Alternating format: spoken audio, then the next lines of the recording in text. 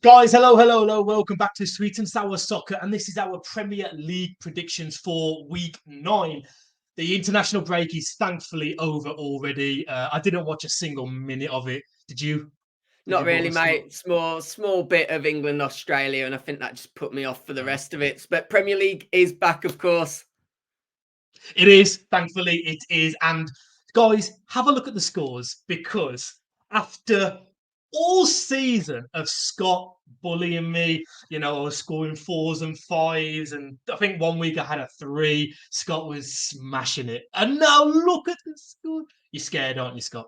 You're scared. Nah, this is a Be week that I'm honest. going to Be pull it honest. back and I am going to do something. And you know what? Let's kick things off. Let's go into it. And we're going to start with obviously Liverpool taking on Everton, the Merseyside Yeah. derby. Of course, it is at Anfield.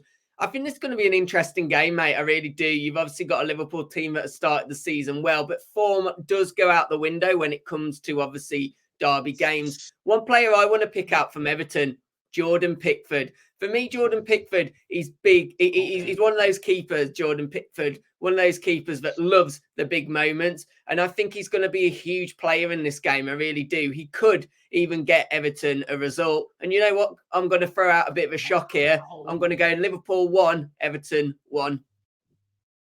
Always gone for it, even though Everton have an awful record against Liverpool, especially at Anfield. Listen, Everton fans, amazing win last week, 3-0, unbelievable. But I have gone Liverpool 2, Everton 0. I hope you can understand that. Guys, we now move on to Bournemouth versus Wolves. And just before I kick it off, Scott, did you know the first ever game between these two sides was in 1948? Wolves won 2-1 in the FA Cup. But they didn't beat AFC Bournemouth. They beat Bournemouth and Boscombe. There you are. No That's an one asked for that. interesting stat, actually. Yeah. Well, no one asked for it, but that's what we do He here. We gave it tell you. anyway. You're getting it anyway. Of course, Wolves, after that 1-1 against Villa last week, the week before that, we beat Man City 2-1, going into this game for the first time this season in a pretty good form. Bournemouth, of course, losing 3-0 at Everton. No one saw that coming. I think this is the first time this season, Scott, I've backed Wolves to actually win a game. I've gone 1-0 to the away side. Ooh, 1-0. That's interesting. Of course, one thing that might affect us is we've got Semedo and Lamina both out with suspensions, but we have got Yeah. players that can slot into there. And I do think as well we're going to get the win. I've gone slightly different result, but I've gone Wolves 2, Bournemouth, Just 1. Can I just say there's been 2 goals in the last 3 games between these sides. It's So not it's going to going to be be pretty. last on match of the day, Yeah, pretty much, then, is what we're saying. Let's absolutely. move on to Brentford, who take on Burnley. And unlike you, mate, I haven't got an interesting stat for these two. And let's be honest, it's not the most attractive game of the weekend, is it? If there's any game that's going to probably rival Wolves Bournemouth for last on match of the day, it would probably be this game. Having said that, though, Burnley are picking up a little bit. They've made a lot of signings. Are those signings starting to gel? We did maybe see some signs of that before the international break. And of course, Brentford, they did before the international break lose late on to Manchester United, but were leading against them for a long period of the Yeah. game. I think it's going to be an interesting game, but I have backed the home team and I have gone Brentford 2, Burnley 1. No winning 6 for Brentford. They started the season very, very well. And I thought they were safe. 15th now, though, and they are looking over their shoulder. That is I have true. given them the victory this weekend, though. I've gone Brentford 2, Burnley 1. Guys, just before we do continue, if you are enjoying the video, do us a favour, hit that like button and subscribe. It would mean a lot to us. Right, let's crack on. And the next game is Man City versus Brighton. And I said there's been 2 goals in the last 3 meetings between Wolves and Bournemouth. There's been 19 goals in the last 5 games between City and Brighton. And for City, I mean, it's back-to-back defeats. I think it's been years since that happened in the league. And I do Yeah. mean years. It wouldn't surprise me, Scott, if Man City come out all guns blazing at home and win 4-0. And don't get me wrong, Brighton are a great team, but it's Man City. It wouldn't surprise me. No, But it wouldn't surprise me if Brighton nicks something. That's because this agree. is Agree. uncharted territory. I mean, Man City losing 2 in a row. We don't know how to react because seldom see it.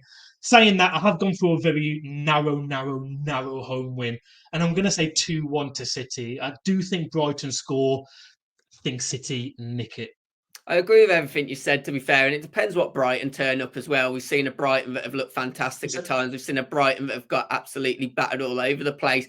I think Man City, I mean, even if they lose, it's too early to ever say Man City are out of the title race, isn't it? Even if the gap does continue to extend, because we know at some point in the season everything's going to click.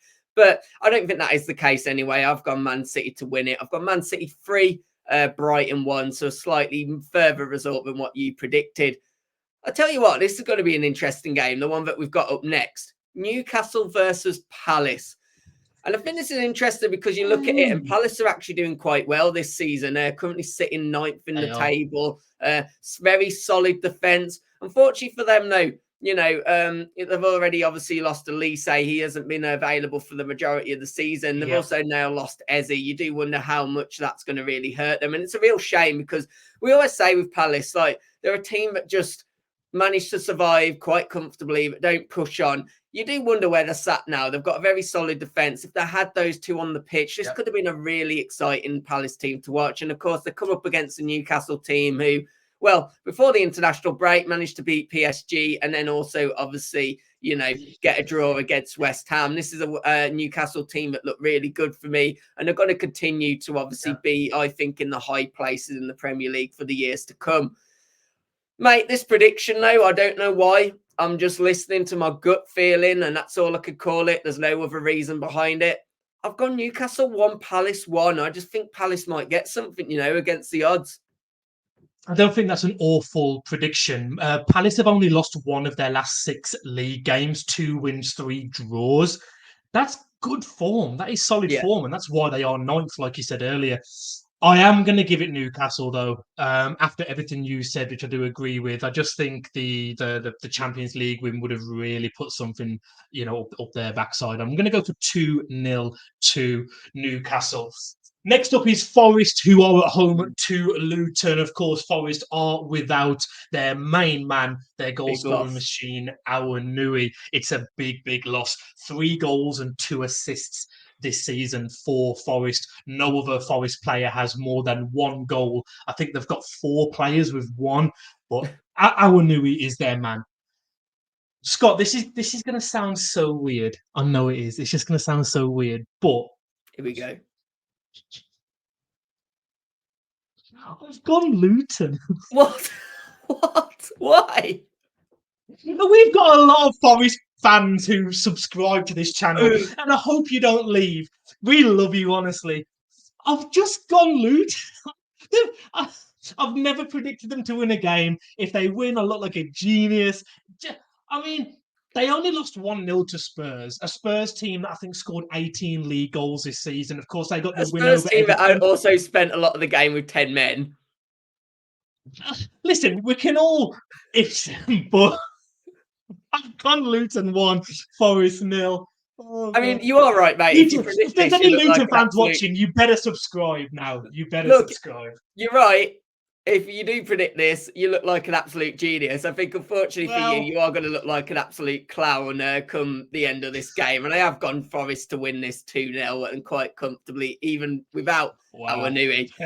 Let's move on to another big game this weekend. It is, of course, Chelsea who take on Arsenal. And people are starting to say that maybe things are changing for Chelsea, but I think we need some concept behind that. They've scored 6 goals in the last 2 games. Of course, goals have been a problem, but those results came against Burnley. They came against Fulham. Arsenal, that's going to be a huge other test for them. It's going to be a lot different. Arsenal look really good this season. Early on in the season, I think the first couple of games we're saying, this Arsenal team might not compete at the top. I think they've started to turn the gears again now. They're looking like a real good side. And I do think they beat Chelsea, mate. I've gone Chelsea 1. I think they'll get a goal, but I've gone Arsenal 3. Well, okay, we've got the same differential, but I've gone for a clean sheet for Arsenal. I've gone 2-0 Arsenal. I don't believe in this mini revitalisation of Chelsea. I think there's tougher tests coming, and one is this weekend. Mm. Next up is Sheffield United, who are at home to Manchester United. Manchester United's joint top goal scorer this season is McTominay, who scored 2 in the last 5 minutes of one game. I mean, that just says everything you need to know about United. Bruno Fernandes also has 2, who probably has been their brightest spark this season. It's like Clinging on to the best of a anything. bad bunch. Yeah, basically you are, aren't you? No United player has more than 1 assist this season as well. And Ten Hag was meant to be this great tactician. I don't believe the hype in Ten Hag. We spoke about this on previous videos. I do fancy them to edge a victory this weekend, just because I think Sheffield United mathematically will probably be down by March. That might seem harsh, but I think they are one of the worst teams we've ever seen. So I've got Sheffield United 1, United 2. Ooh, interesting. It's interesting, isn't it, with Manchester United? People say Ten Hag should be doing better, etc., etc. I look at Man United in 10th, mate, and I honestly think that's probably where they are as a club at the moment. That there's the teams that are ahead of Man United at the moment. I look at them and I genuinely think they have better teams. You could argue maybe Crystal Palace you'd take United's team over them, but I still argue that when Ezzy's fit, Elise's fit, there's probably 4 or 5 players I would take from Crystal Palace's team and put into that United team. United for me are a mid-table team now. I genuinely think so. But I do think they will win this. I have gone United 2, Sheffield United 0. That's interesting. When you said that, I kind of jolted. But you think of West Ham, you think of Newcastle, you think of Brighton and Villa. You might be onto something. Yeah. Let's move on to speaking about 2 teams we just mentioned there, Aston Villa and West Ham. Of course, they face each other. And both went into the international break on a draw. Of course, West Ham got that draw against Newcastle, and Aston Villa obviously got the draw against Wolves. Watkins getting his first England goal over the international break, or scoring in the international break, I should say. And James Ward-Prowse, interestingly, left at home, not including Gareth Southgate's selection, which is absolutely ludicrous for me, especially when you've got Jordan Henderson, who's, well, let's be honest, playing in the Saudi League and half retired now. But this is going to be a really good Super Sunday game, and I do feel there's going to be goals in this one, mate. As you know, in my predictions, if you watch them week in, week out, I always have a 2-2 prediction. I don't know. I always like to throw one in, and there's no surprise. This is the game where I've predicted it. Aston Villa 2, West Ham 2. It's going to be interesting to see the results of this week's predictions next week, because I've gone 2-2 as well, and I think that's the only game so far we have the same score. I echo everything you said. 2 amazing teams, and I think it's going to be a great game. I've gone 2-2. Last but not least, it is top of the league, Tottenham Hotspur. I'm not going to say Spursy anymore. I'm not going to go down that route. There is no Spurs slander on this channel this season. And if you know me, Scott does, anyone that's followed us for a long time, I love digging out Spurs. It's my favourite thing. There's no other club in England that I love making fun more of than Spurs. However, you can't. You just can't. You've got James Maddison, who's got 2 goals and 5 assists. You've got Heung-min Son, who's got 6 goals. The defence looks great. Romero's got 2 league goals to his name as well. They've scored 18 goals in 8 games. I think they've conceded, 8 goals as well in 8 games? They look unbelievable. I do predict Spurs to get the win. Spurs have scored 18 this season. Fulham, who are doing well, don't get me wrong, they have conceded 13. So with that being said, I'm going to go for quite comfortable 3-1 home win. Yeah, I think you've also got to look at Fulham's striker issues. Obviously, losing Mitrovic over the summer, it does look like they're struggling to obviously get anything out of Jimenez, unfortunately, who they did sign, which is probably not a shock when you watch him at Wolves over the past 2 seasons prior to him joining Fulham. And of course, they are facing some issues in front of goal as well as the season progresses. So I've also agreed with you. I've not given Fulham a goal, though. I've gone Spurs 2, Fulham 0. Only one score this week that we agree on. I can't wait to see next week's results. Guys, have a look on screen because we have put the predictions from this week on there for you. So if you want to pause the video and have a quick look, you can. And we've never done this season yet, but just one more time, here are the results from last game week. And here's the scores. And if you want to pause the video, you're welcome to. I can't wait Scott, until on next that week note, when I'm about 10 points clear again. But guys, please do hit that like button. Please do subscribe. And hopefully you've enjoyed this one. I think we have actually recorded this. So see you on the next one. Take care. Goodbye.